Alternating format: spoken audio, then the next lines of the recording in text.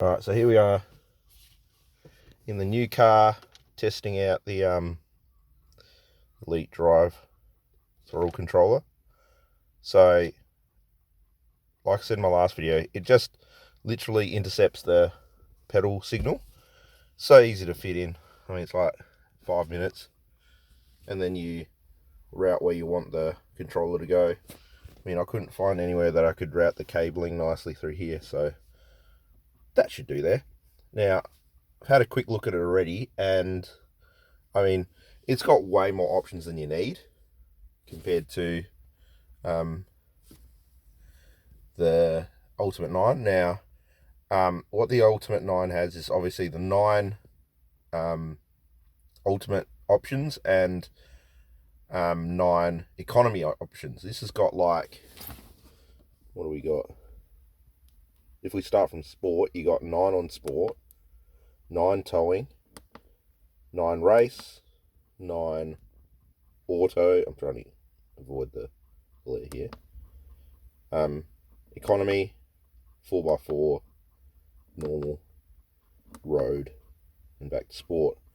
Now, most of them are not necessary from what I can tell. What it will be an advantage for me is that, I mean, I'd probably use obviously road for road, and then you set the sensitivity that you want, and then you'd have a slightly different sensitivity for towing, and then you'd have something like 4x4, you'd have a really dull throttle if you like rock climbing or doing anything that's bumpy, so you're not jolting the car.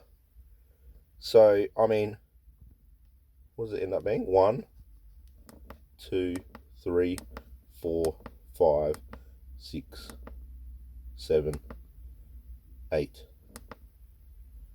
8, I think I counted. I mean, you could probably get away with 4, but you got 8.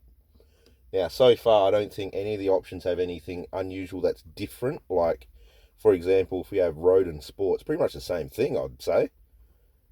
Just different sensitivity. And then these two arrows obviously adjust your throttle sensitivity.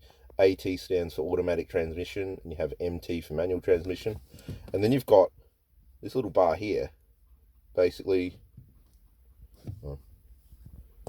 So I've just brought power on, and the little bar at the side there